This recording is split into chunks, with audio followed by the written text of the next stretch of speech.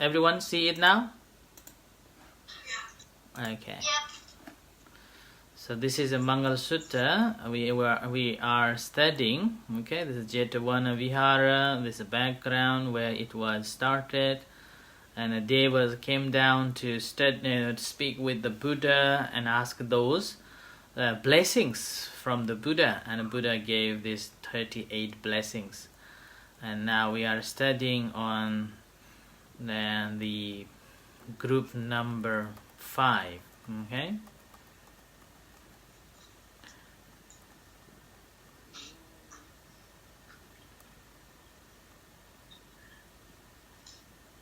Let me go to the one that we are going to study today.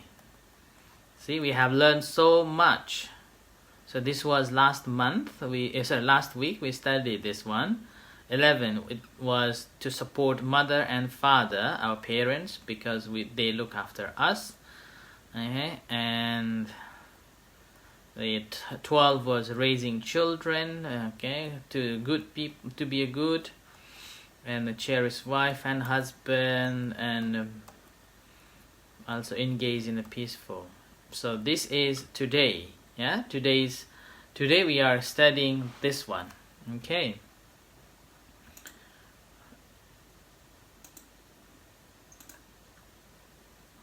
Okay.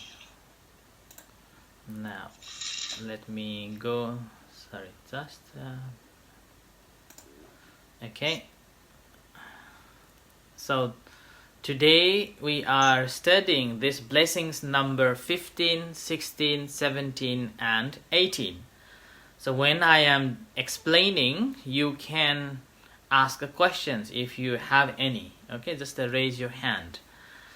So the blessings number 15, 16, 17 and 18, these are 4 blessings in this one gatha. The gatha is Danancha Dhammacharyacha Yatakanancha Sangaho Anavajjani Kammani Etam Mangala Uttamang. Yeah? Mangalam Uttamang. Yeah? Which means generosity, practicing the Dhamma, looking after your extended family, and working in a blameless way. This is the greatest blessings. Okay? So this is the greatest blessings. Now, we were just talking about to be generous in giving. Yeah? And you can see giving a dana to the venerable monks. Right? This picture you can see the Venerable Soratha and I went for alms in the city, and people giving a dana. And giving a dana, anyone notice who is giving dana in this picture? Okay. So here, Pali, danancha, means give. And giving, again, we are giving with good intention. It is not like we don't want any more, and because we want to get fame, or because we want to get name, or someone would say that, oh, you're giving dana, you're a very good person in that way. No. But we are giving with a good intention to acquire or to accumulate merits. And that brings good, right? And giving a dana, as I said earlier on, is not just giving to the venerable monks, okay? Also giving to one who is needy one, also regarded as giving a dana. And a dana here we can give 2 ways. One is called amisa dana, giving materials. And another one is dhamma dana, giving advice or forgiveness. Yeah, the first one, amisa dana, is giving materials. You can see when you come to the temple, you give food, flour, and water and other things. So this is known as giving a material. Okay, that is a dana. And also you can see during this time of a pandemic, everyone is suffering. everyone is in trouble and people are helping out by giving food, tin food, or even cooked food for those people are struggling. So that is also known as amisa dana. Okay? Anyone has gone out and giving a food to anyone this time of 3 months time? Anyone? Okay? And then the second is Dhamma Dana, which means giving advice or forgiveness. Now you can see there are so many people, sometimes they do not know what to do in their lives. Sometimes they face with their problems. Sometimes they don't know what to do. And at that time, if you know, then giving advice, helping them to find a way. And sometimes people, sometimes maybe your friends sometimes feel very sad or they cannot do their work. At that time also, if you help them, is also known as giving a dana. It's called a Dhamma Dana. Okay? And giving a Dhamma Dana is actually more good than giving a Amisa Dana or giving a material. Do you know why? Why do you think giving advice is good than giving a material?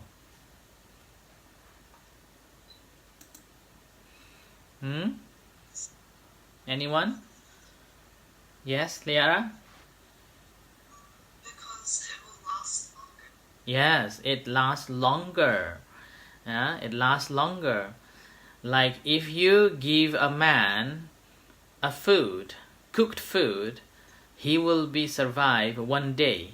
But if you teach him how to fish or how to work, it will help him all life. So that's why giving a Dhamma Dana is regarded as the good one. And more importantly, Dhamma Dana is a forgiveness. Like, do you know what does it mean forgiveness? Who knows what does it mean forgiveness? Okay, tell me, what is forgiveness? Yes? You tell if somebody does something wrong that they didn't know, you can say that's okay. Yes, that's right. So that is forgiveness. Yeah.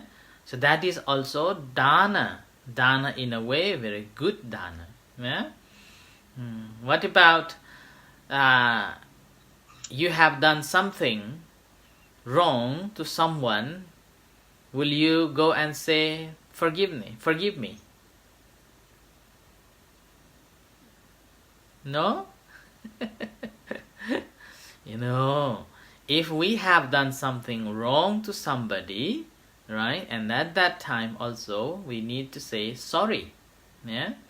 And that is also forgiveness. Yeah? Asking for forgiveness.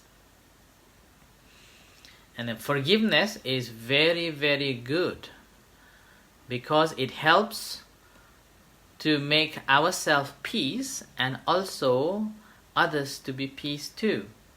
And we all will do something silly things. Yeah, one day or some way or some another way, we will do all sometimes silly things. And at that time, maybe your friend or maybe your sister or brother does something, silly things that makes you annoyed. And at that time, rather than get angry, like, oh, this is not good, I know you are good, you're not good, you're bad, like that. Rather than saying that, okay, if he or she said, I'm sorry, I wasn't intending to do that, and that moment, you can say, okay, forgiving, like that. Okay, so that is also known as forgiveness. Okay, that is also a good one. Okay, and the dana is good because it is a training to be generous and also learning to be, learning to share with one another. It's like you can share toys with your brother and sisters, or you can share your food, or you can share your chocolate.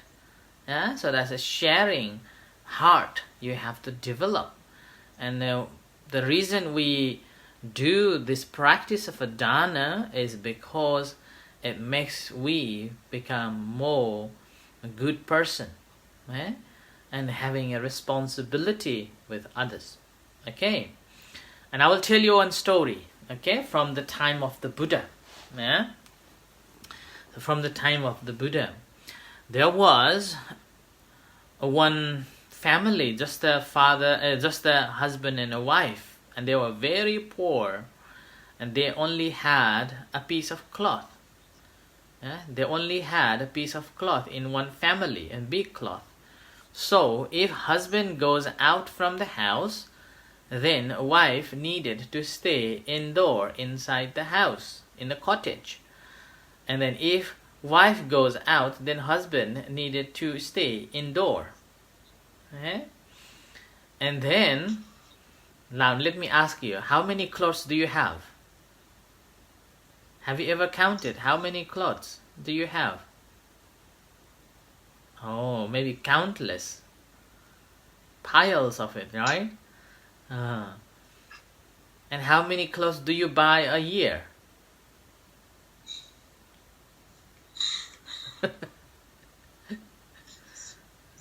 How many you buy a year? Birthday, you buy one set of clothes. New Year, you buy a set of clothes. Christmas, you buy a set of clothes. Summer, you buy a set of clothes. Already 4. And then sometimes I just want a new one, like that. Okay, so you buy so many clothes. But that time, this family had only one piece of cloth, like this robe, big one, like this big one. So this family, this husband and wife, were so poor they were just changing it. Would you be survive if you have only one piece of cloth? No? So you need to be very, very mindful how you use the clothes. Okay, do not only go and buy clothes all the time. Use it, and you can pass it on to someone else. When you pass it on, again, that's become a dana too. That's become a dana because you pass it on. Right, so this man, one day, he lost his cow, so he wanted to go and find out. So when he went, and then after he came back, he saw the Buddha was giving a talk, the sermon. So he wanted to hear the sermon from the Buddha. So he went to listen the sermon from the Buddha. And at that time, after he listened the sermon, he wanted to give this cloth as a dana. What do you think?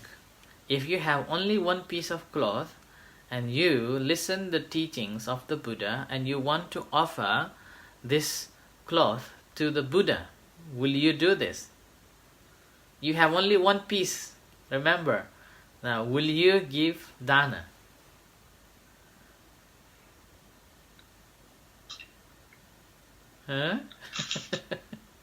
It's very hard, isn't it? It's not easy to give a dana, right? But this man first thought, he said, it's okay, I'm going to give a dana. And then he thought, no, if I give, I will not have any clothes to wear. No, do not give. And then again, listen the Buddha's sermon. And then again, a second time, this thought come in his mind, I am going to give dana, this cloth. I don't have anything but this cloth I am going to give. And then again, oh, if I give, my wife will kill me because we have only one cloth. What she is going to wear, right? And then the third time, he couldn't resist. So he said, okay, I'm going to give this dana. And he took this rope with this cloth out from his body. And then shouted, screamed, saying, Jitang me, means I am victorious, victorious. He won a battle of his own mind. And when he was saying that jitang me, the king was frightened. The king was also there listening the sermon of the Buddha. And he was so frightened. Why he is shouting that he is winning? Out of blue. So then he asked what is the reason. So he explained that I am a winner because I have won the battle of giving a dana. Okay? And later king looked after him, and a king gave him all the necessary things, and that's how he gained further wealth after giving that piece of cloth. Okay? So this is the reason there is always good things happens if we give a dana. Okay? Now this is a dana, and now let's next page. Okay, next blessings is to be righteous in conduct. To be righteous in conduct. And here there's a corruption hurts all of us. Do you know corruption? And it happened a lot in most of the cases. So this way is also known as a not good way.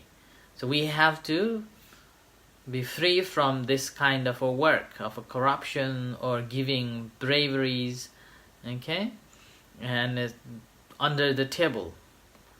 So this is a blessings number 16, okay, because the Dhamma means teachings of the Buddha and his disciples, okay, and the Buddha saying that Chariya, which is a Dhamma Chariya, means the conduct.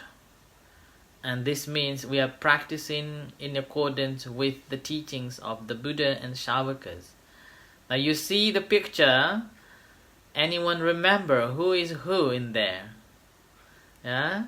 You cannot see anyone's face, but you can imagine who is there.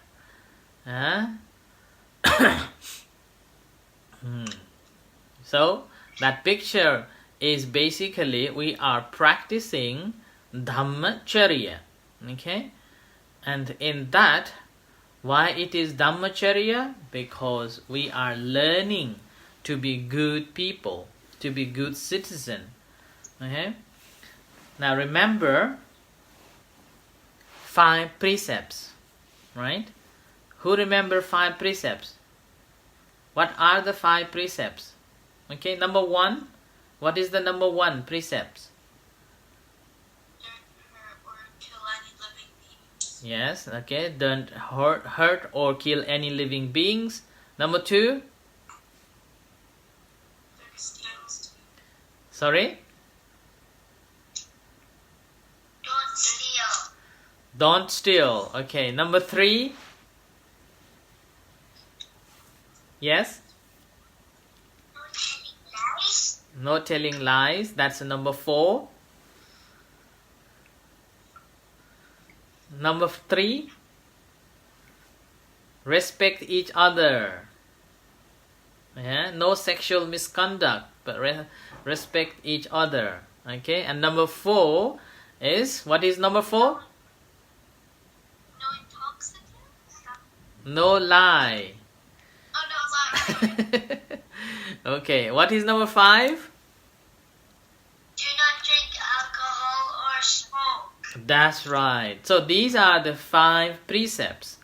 And if we are practicing in accordance with these 5 precepts that you have just said, then we are practicing according to the Dhamma. Okay, so we become righteous in conduct. And we will be safe. And we are also keeping others in safe too. Okay, it is blessings, and because once we practicing according to 5 precepts, we become a noble one. We become a good people, good person. People will feel safe. People want to come to talk to you. And also, as a result, people will honor you. Oh, this boy, this girl is so good. Like that. Okay? And when we are practicing in accordance with the teachings and being a righteous conduct, okay, then that also brings happiness too, right? Happiness and a good life. Do you remember the story I told you? The boy who came back from a hostel and to get the money to pay as a gift to his father, his teacher, and he was killed. Do you remember? No? Oh. Okay. So this boy was in a hostel and studying. And when the time came that it's time to go back home, after the study, he thought that he would like to give a present for his teachers. So he came back. Yeah, he came back to house and get the money, some money to give it to the teacher. But on the way, realizing that there are bandits who is going to kill him, Buddha went in the middle and helped him, giving 5 precepts. Yeah, and after he observed 5 precepts, he felt so good, and he was so happy that he met the Buddha. And then on the way, he was killed, but his mind was so happy that he was reborn in the heavens. Okay? And as a result, it shows that if we practicing Dhamma properly, with living properly, then someone always help us to be in a good place. Okay, so that is it. Now this is the blessings number 16. And now blessings number 17, to help one's relatives. Do you have any relatives around? Yeah? Yes. Do you help them? Yeah? Do you help them? Yes, right? We all help our relatives when they are suffering, when they are feeling bad, when they are feeling very down. Sometimes they don't have money, then we can help them. Or sometimes they feel lost, we can help them. It's like a tree, a big tree always need other things to help. So this is also blessings. Why do you think helping our relatives is blessings? Because it's helping one another to get healthy and happy. That's right. See? Oh, this one I haven't finished writing. Okay? Okay. So, helping our relatives is always brings good luck. Always there's someone, our relatives will be there to help us. Now you can see the picture up, yeah, the monks in Sri Lanka when there was a flood. They are in a boat going out and helping people, moving from one to another place. Okay? And in this cartoon you can see visiting our relatives. Okay? And here in the bottom they say, when we all help one another, everybody wins. Okay? And we all need our relatives to help one another when we are difficult time. That's why relatives always good, and we always need to help the relatives. And this one, the 18, blessing number 18.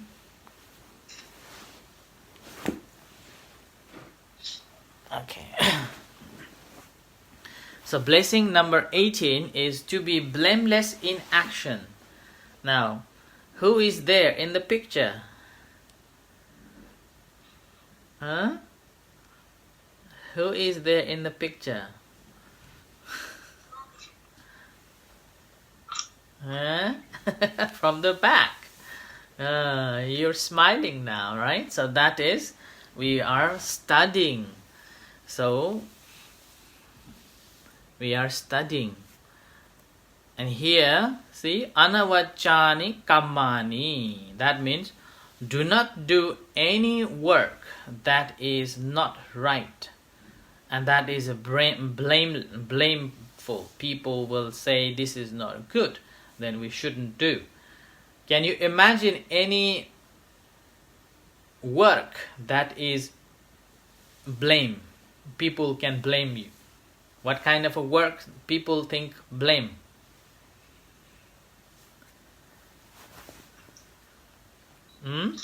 What kind of a work people blame?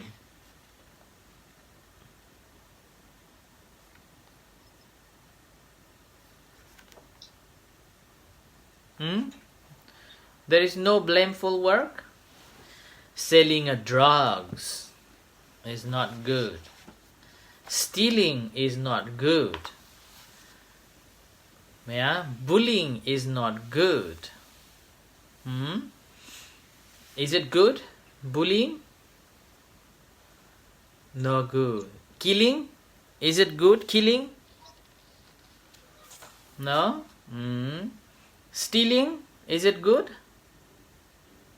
No. Selling drugs? Is it good? No, right? So these are not a good work to do. And we have to get away from that. And anything that is bad work... Sorry? Yes? And you mean avoid it, right? Avoid, yes. We have to avoid committing those works. And the blameless work is like something breaking the rules, or breaking a tradition or customs, or even breaking the 5 precepts. Even the gambling and cheating is also regarded as the blameful action. So we have to avoid doing that. And these are the 4 blessings. And these 4 blessings is known as becoming a pillar of society. Okay? So you are becoming the pillar. Basically, you are supporting the society to become stronger. So in the past, we study, number 1, do not associate with the bad people, associate with the good ones. That means we are learning to be ourselves safe, and also training ourselves to be a good one, right? And then followed by, we prepare our family. We take a responsibility to make our family better by helping, by being nice, by helping our family to be in a good and safe place. And then what we studied last week, we were studying about the harmonious community, right? And now you taking a responsibility of the community, that you can make change to be good and harmony. Okay, so this 5th one is giving you back to the society. So you are giving back to the society and to the world for the better world. Okay, so this is the group number 15. It's a group number 5th. Blessings starts from 15 to 18. Okay, 15 to 18. This one. Okay, so it is Danancha Dhammacharyacha Yatakanancha Sangaho Anavajjani Kammani Etang Mangala Uttamang. Okay, which means generosity, practicing the Dhamma, looking after your extended family, and working in a blameless way. This is the greatest blessings. Now you remember, okay? This is you are taking responsibility to make the society better. Okay? Now I end here, and before we start Life of the Buddha, anyone has got any questions to ask or anything you want to share? Why do we have to respect monks? Okay. Alexia asks, why do we have to respect monks? Okay. Alexia was very sick within 2 days, and monks were chanting for her good health. Now she's still coughing, and now she's asking, why do we have to respect monks? Now anyone has got Liara, Inara, Taridi, why do we have to respect monks? Come on. They understand the Huh? because they help us understand the Dhamma. Okay, yes. Taridi, why do we have to pay respect to monks?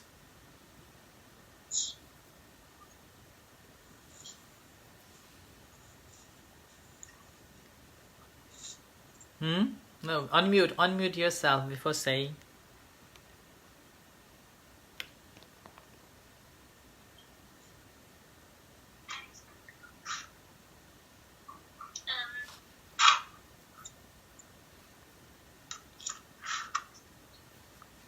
Because they give us teachings and blessings. Mm-hmm.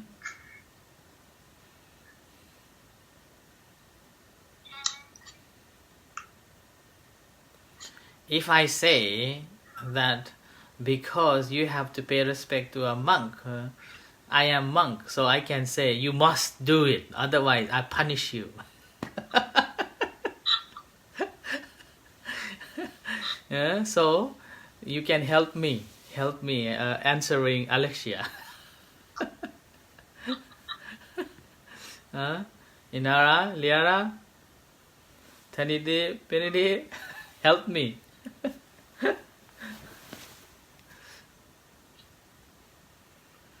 Why do we have to pay respect to the monks?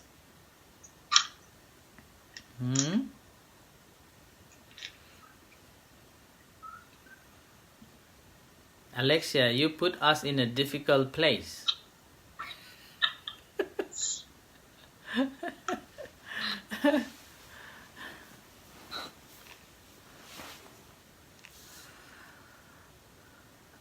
Okay, right. So, monks. Okay, so the question was, why do we have to pay respect to the monks? So the answer is, first, paying respect. We can pay respect by physical body, we can pay respect by speech, and we can respect by words. Okay, they got me now. Sorry, by thinking. So sometimes when we pay respect like this, so this is physical respect. Okay, this is a physical respect. And then without doing, suppose we are on the phone, then we can also say respectful ways, right? In Thai it's called namasakan, right? In Sri Lankan language, say Buddha Saran, is it right? Buddha Saranai? Yeah, like that. So this is also respect. Okay? And sometimes we just think, when we do not see the monk or we do not speak, and that time again we can think of paying respect. So that's why it's called 3 ways of paying respect. Okay? And then again, respect we can do 2 ways. Okay? Number 1, Amisa Puja. That means giving material things. Yeah, respect, giving material things. And the second, patipatti puja, which means practicing according to the teachings of a person who taught us. Okay, so this is a patipatti puja. So, and now question comes, why do we have to pay respect to the monks? Okay, and the reason, because number one, we are Buddhists, and we pay respect to the monks because they are practicing according to the teachings of the Buddha. Yeah, they are practicing according to the teachings of the Buddha. And now, who remember the Sangha Vandana? Now, let me show you Sangha Vandana, and then we can see properly why do we pay respect to the monks. Okay, and here in the Sangha Vandana, see this Sangha Vandana we chant every day saying Supatipanno Bhagavato Savaka Sangho Ujupatipanno Bhagavato Savaka Sangho Nyayapatipanno Bhagavato Savaka Sangho Samichipatipanno Bhagavato Savaka Sangho, right, and so on, which means the holy order of the Blessed One's disciples is of good conduct. Yeah, monks are practicing in a good conduct, and the holy order of the Blessed One's disciple is of upright conduct. Okay, and proper conduct. Yeah, they are practicing in accordance with it, and as a result, we pay respect to him. And not only that, they are also helping us the right path, helping us to know what is good and what is bad, what we need to go and not to do, and what we need to develop. Okay? And they are helping us to find the right path for the good life and as well as life after. And as a result, what we do, how do we pay respect to them? The disciples of the Buddha or the monks are worthy of gifts and hospitality, worthy of offering, and worthy of reverential salutation. Okay, and they are also like Buddha gave a simile like the field. Yeah? A field which is, cultivate, you can cultivate, you can plant anything. Okay, so as a result of that, whatever we do, good merits, good things in the Sangha or in the monks, then that brings the fruit, the merits that will help our life better in this life and hereafter. So that is the reason why we pay respect to the monks. Okay? Got it now? Huh? Right, so monks are helping to know what is good and what is bad. Okay? And they are living to support the lay people. That's why they are worthy of respect.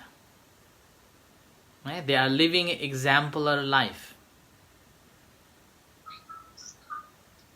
Okay? Now understand? เข้าใจ Okay. Right. Now, anything else? Anyone?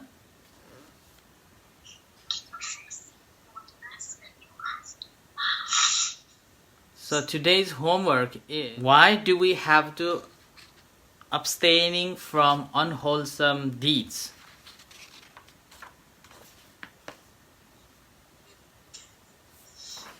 Okay? Think of blessings number 19, and why do we have to abstain from unwholesome deeds? Okay? Now we're going to study the life of the Buddha. So this was the we study here up to this one, and I gave this homework last week. Anyone did it or not? Yes, Nara? Okay, what changed his mind to give up practicing? What are the two extremes? So for the question one, some musicians were passing by and the Prince Monk heard them talking about some of their instrument strings. They were saying that if the strings were too tight, they would snap, and if the strings were too loose, they wouldn't play a nice sound. This made the Prince Monk realize that he wasn't on the right path to the end of suffering. He was being too strict with himself. Mm-hmm.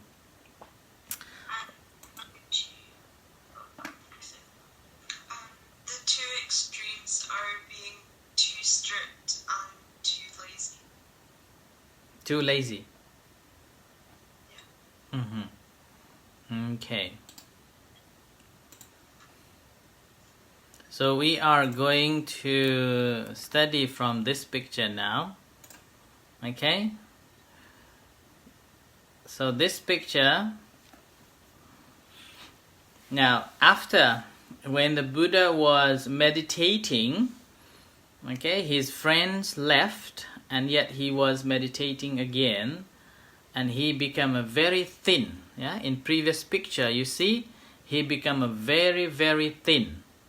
Yeah, and after he became a very thin, he thought, after he heard these musicians playing, saying that if the string is too tight, it breaks, and if string is too loose, then doesn't make it doesn't make a music. It needs to be balanced. So not eating and only meditating will not help. So the next day, this lady comes to offer. The story behind this lady was that this lady's name was Sujata, and when she was young, she came to this tree and said to this tree, made a vow, saying that if I marry a beautiful husband, a handsome, not a beautiful, handsome husband, and my first child, if my first child is baby son, then I will come to offer every year. Yeah, so that was her vow. And then what happened was, somehow she was lucky. She got married with a handsome boy, handsome man, and she got the son. And as a result of that, she was making this offering to the tree god, a tree god. And somehow on that day, the prince, the monk Buddha, that time he wasn't the Buddha yet. That time he was meditating, and this lady saw that, oh, the deva, the tree deva came to accept my offerings. So she was so happy, and she made so-called giribata, right? Thusara, is that right? Giribat. Yeah, so giribat. So she made the giribat and offer it to the Buddha on the golden plate. And this golden plate, after she offered it to the Buddha, she said that all my wish has come true. May your wish be true too. And then Buddha accepted this giribat, and he,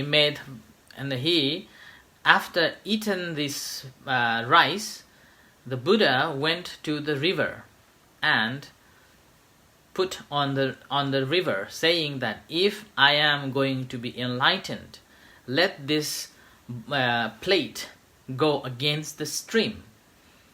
Okay, and the story says that the plate, rather than going along with the river, the plate reversed and then went under the river, and it landed in the Naga world. Now it's believed that this Naga has protecting 3 Buddhas, this plate. Okay? So this is the picture. Okay. Now let's go to next picture. Anyone wants to add on? Anyone wants to ask? In this picture, you see here this is a Sujata, and her son is here, and her attendant is there. Okay, and the Buddha is there. Now this is the third picture. Now after he had eaten Giribat, he went on meditating. Now when he went on meditating, the Mara came. The Mara came. Let me enlarge it so you can see it more clearly. Oh, sorry. Now I have to go like this. So these are all pictures that we have studied so far. Okay. Now here, see, Mara came.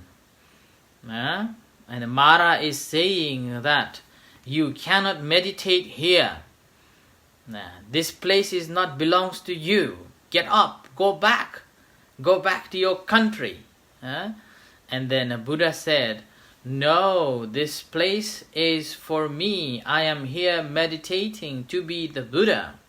I have a right to be here. And this Mara says, what do you have a proof? See, the Mara is pointing here. What do you have a proof? This Mara, the Mara king. And the Buddha is saying, no, this is my place. I can sit here and meditate. And then the Buddha, the Mara asks, what is the proof that you claim this place belongs to you? And the Buddha pointed, see, his Buddha's fingers are pointing to the earth, right? Pointing to the earth. And it's called earth touching statue. Okay? When Buddha touched the earth, the Mother Nature came. So this is known as the Ganga.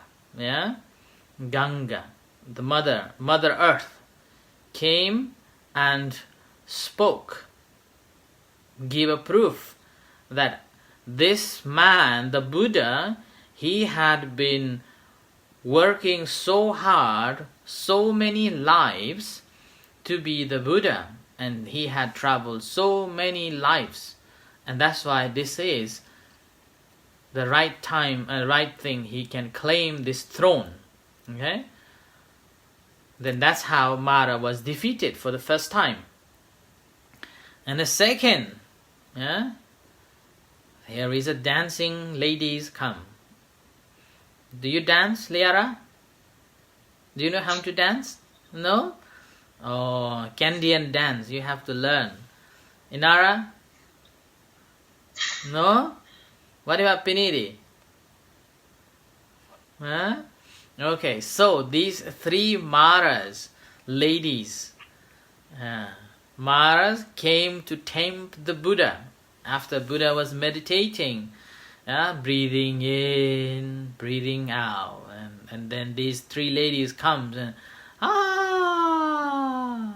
why you are meditating? You're so handsome. Look at me. We are so beautiful. Come, like that. Yeah, and then dancing the beautiful moves. And the Buddha said, oh, that doesn't make any difference to me. I have seen so many beautiful than you are, so I am not going to go with this temptation. So all 3 Maras, the daughters of the King Mara, failed to tempt him from not meditating.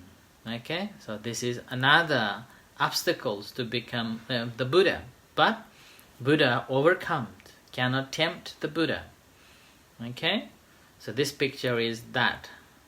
Just about to be enlightened now. And here comes, right? Oh, so this picture should be this dancing picture should be the first, and the conversation picture should be the second. Sorry for my on and off, first and the second, and then the last one. This one's to be the last picture. Yeah, the very moment when the Mother Earth, or known as the Ganga, the river Ganga, came and she poured the water around to let the Mara defeat it. Okay, so this is defeating the Mara. So all the Maras were defeated by this water. And this water also said, do you remember whenever we do the merits, we do the Punyana Modana with the water pouring? Yeah, so that is. And the water become the proof of Buddha's merits that he accumulated many lives. Okay, and that's how the Mother Ganga came and helped as a proof to say that this Mara, that he had, the Buddha had a right to be here in this throne to meditate, and that's how he became the Buddha. Now this picture is becoming the Buddha. Okay. Now when he was meditating here, okay, this place is known as Buddha Gaya. Yeah? Buddha Gaya. When he was meditating first night, do you know what he achieved in the first night? Do you remember? When he was meditating, the first night, he remembers his past lives. Yeah, he remembers his past lives, that in that life his name was that, his name was this, his family is that, he had these many brothers and sisters, and like that. Okay, and that is known as Pubbe Nivasanu Satiyana, right? Understanding of his past lives. And the second knowledge he got on that night is called Chuttupadayana, means dying and reborning, yeah, in the future. Do you want to know your future? Do you want to know your future? No? Where are you going to reborn again? Do you want to know? So Buddha know that for the second knowledge, that all the beings after die, they will reborn in somewhere else. Which plane, which country, which world, yeah, and which name, and how he will be, like that. So Buddha was able to know that is the second knowledge. And the third knowledge he got was called Asavakkhaya Yana, means he was able to free himself from all the asavas, all the kilesas, all the bad things. So he was free. And the very moment when he was freed and become the Buddha, you see the light behind his head. This is known as aura. Yeah, this light arose. Yeah, also known as Chabbanna Rangsi. Yeah, so this aura arose, appears. You can check your auras as well nowadays. Yeah? If you put your hand, there are machines now. There is a scientific machines. If you put your hands on the machine, and the machine will calculate that how many types of aura you have, which one is greater aura. I have done it. A few years ago in Aberdeen University, there was checking these auras, and I put my both hands and then aura checked. Next time I will find this picture and will show you my aura. Okay? So when you see that, you can check. So that's how this picture is the picture of enlightenment. Okay? And this is the time now he become the Buddha. Before he was simply a prince ascetic, prince monk, and now on he is known as the Buddha. Okay, now this homework I have to type it. Homework here. What are the three knowledges what are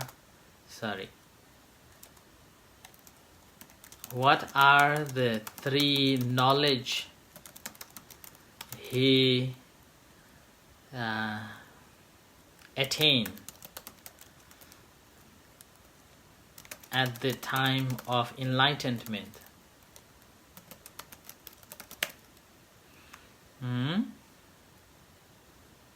Yeah, and then the second, what Sujata said.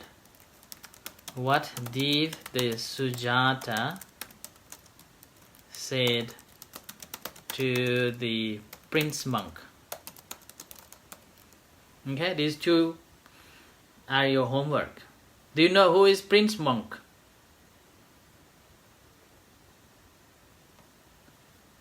Do you know who is prince monk?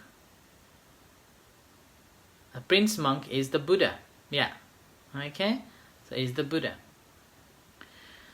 Right, so this is the homework for next week.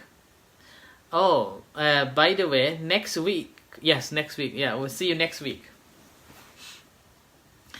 On the 25th, Saturday 25th, we don't have a class.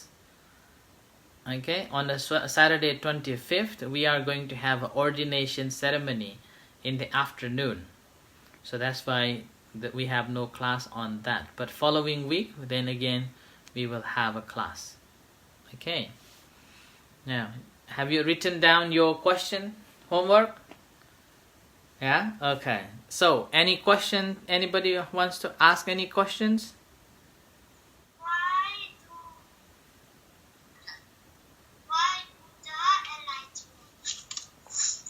Why Buddha enlightened? Buddha was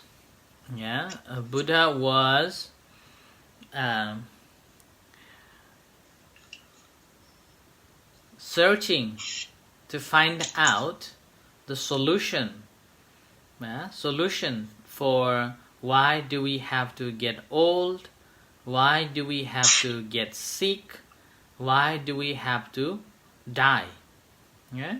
When he saw these three signs, getting old, getting sick, and getting have to die, he wanted to know that is there any cure for it? Is there anything that we can do not to get old, not to get sick, and not to have to die? And with that, he went on searching for the truth for many, many lives. And during this time of searching for many, many lifetimes, he perfected his perfections known as parami. So he was fulfilling the paramitas. And after he had completed all the 10 paramitas, then he was able to be enlightened. And when he was enlightened, then he realized that there is no more reborn again. When there is no more reborning again, there will be no old age, there is no sickness, and there will be no death. And that's how he attained the Nibbana, so known as enlightenment. Okay? So this enlightenment gives you a knowledge. It's called Vidya. We are all living in the ignorance. But once we enlightened, we have known what should be known to be happy and to be free. And that's why Buddha was enlightened. And Buddha was not just enlightened for himself, he also understood that others also feel or also experience suffering, and they need also help. And that's why out of compassion, Buddha taught for 45 years, which become the teachings of the Buddha, which will guide us to be happy and free in this life, and if possible for the ultimate happiness, attainment of ultimate happiness of Nibbana. Okay, so that's why he was enlightened. He made a vow to be enlightened and help other people. That's how he was enlightened. Okay, understood?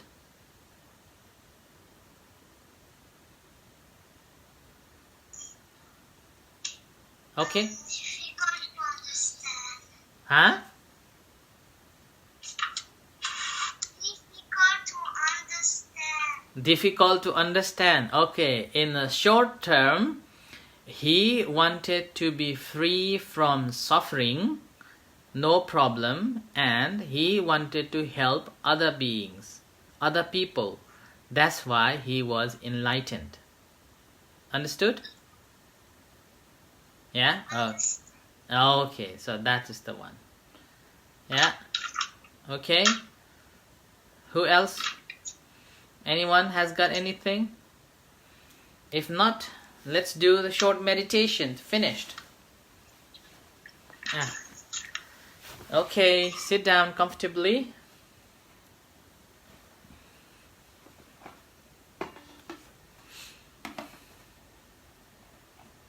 I will show you this picture and you can follow from this picture. Where is this? Okay, here you go.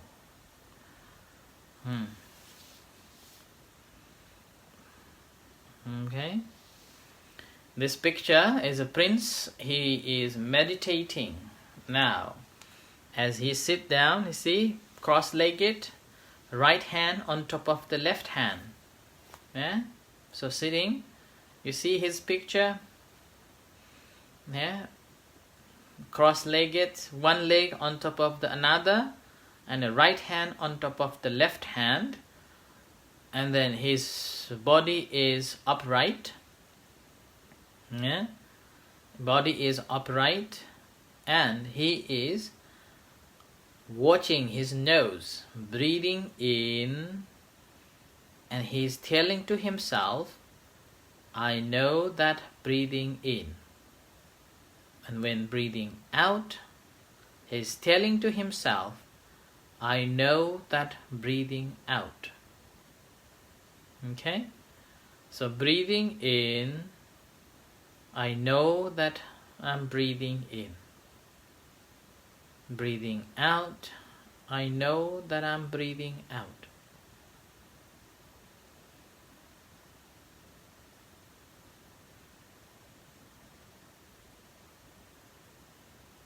So breathing in, I know that I am breathing in.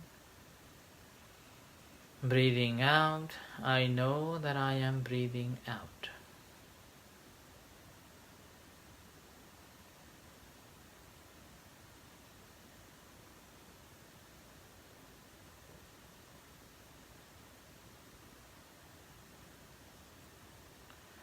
Think of the Buddha.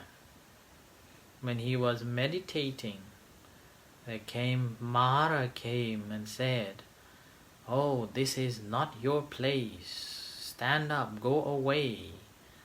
And Buddha said, no, this is my place. I have been working so hard to acquire this place. And meditated calmly, watching breathing in, breathing out. And you're breathing in and breathing out. See your tummy rise. Your tummy rises and falls, rising, falling.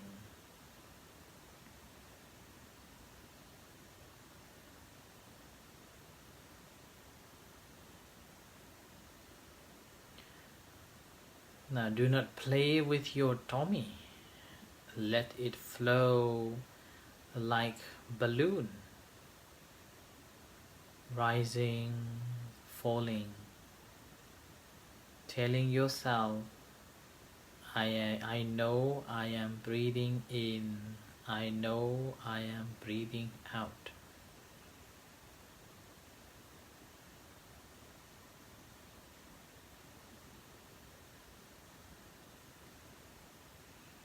So breathing in, I know I am breathing in, and your tummy rise like a balloon, and breathing out, your tummy folds.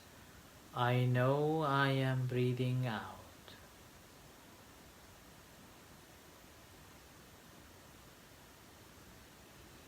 Breathing in, I know I am breathing in.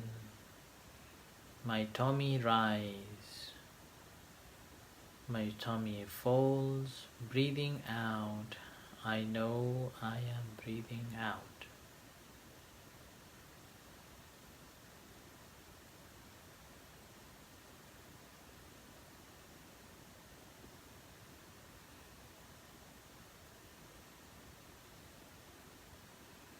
So breathing in and breathing out.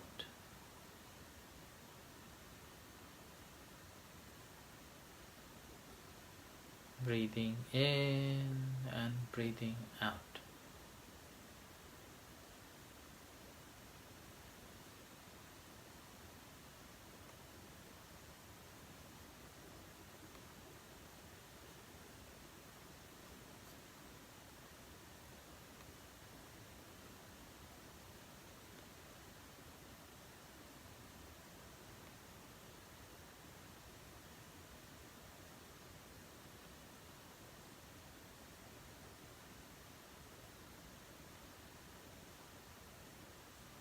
So breathing in and breathing out.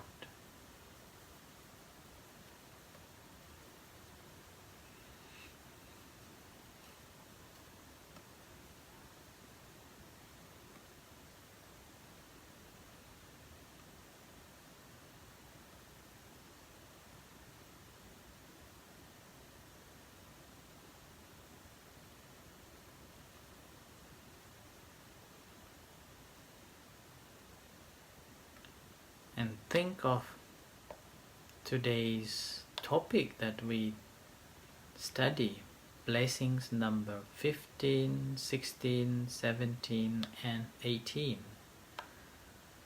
Being generous, giving a dana, practicing dhamma, helping relatives, and working good works, avoiding any harmful works.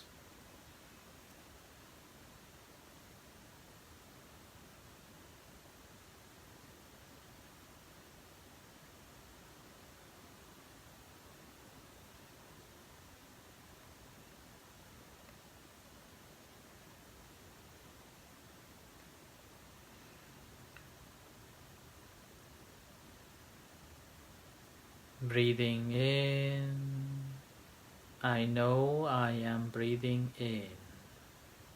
My tummy rise.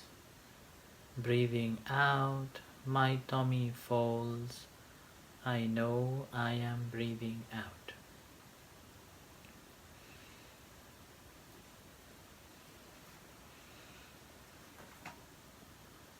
Now, listen the gong, sound of a gong, and you can slowly open your eyes as the sound fades away.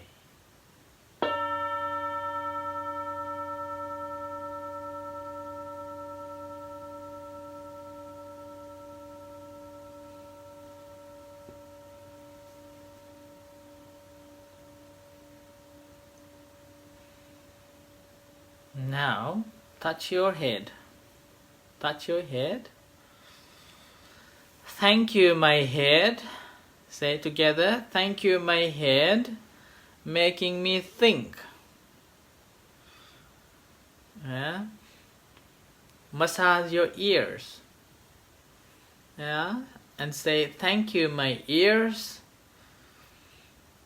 for making me hear, allowing me to hear things, allowing me to hear teachings.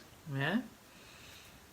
And eyes, Yeah? Touch your eyes, massage, and say, thank you, my eyes, making me see. Yeah? Making me see things. And then nose. Thank you, my nose, making me feel smells. Yeah? And then a mouth. Right? Thank you, my mouth, making me speak and eat. Now,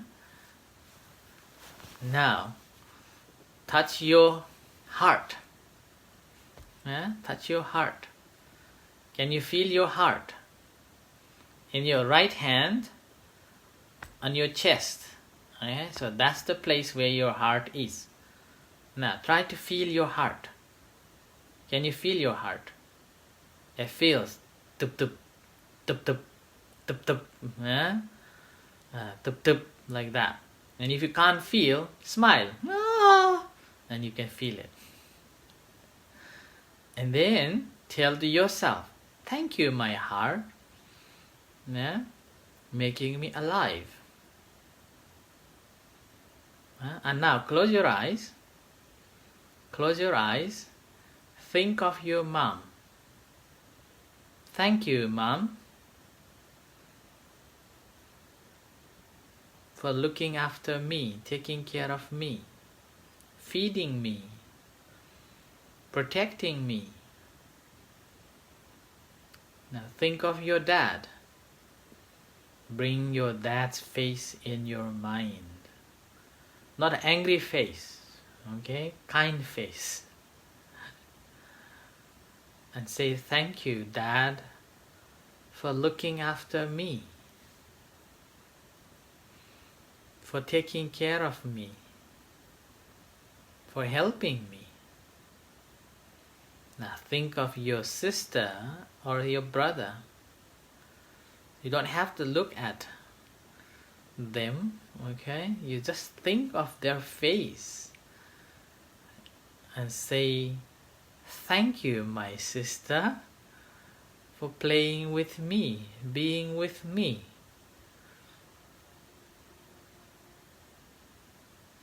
It sounds not convincing, huh? So, thank you. And then think of any person that you want to say thank you.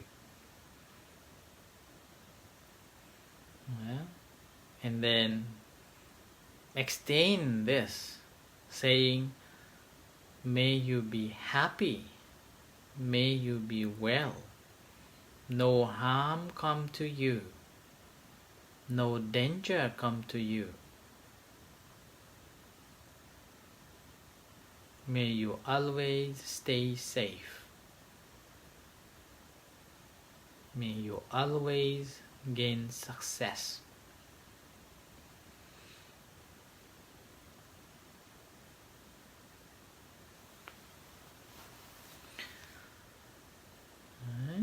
And now you bring your two hands, palms together on your chest. Now I will chant blessings to finish with, okay? Sapphe Buddha Balapatta Pacce Nanchayang Palang Arahanta Nanchate Chena Rakhang Vandhami Sabbasovan Sabba Buddhanubhavena Sabba Dhammanubhavena Sabba Sankhanubhavena Sada Soti Bhavantu Te. Sadhu, sadhu, sadhu. Okay, so thank you everyone for joining today's Dhamma service. Yeah, and we'll see you next week, Saturday, at the same time, 2 o'clock. Okay, and remember the homeworks, and we'll see you soon next week. Okay, may you all be happy and well. Now let's pay respect to the Buddha before we say goodbye. Okay.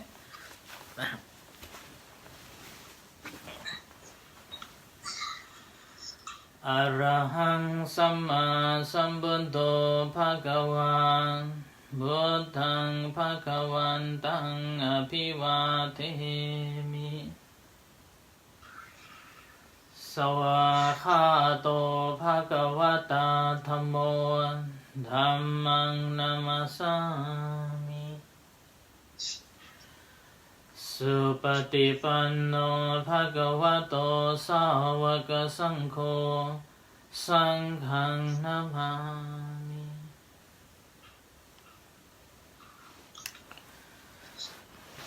Okay, so it's the end for today. Okay. Thank you. See you. Take care. Alright, see you. Take care.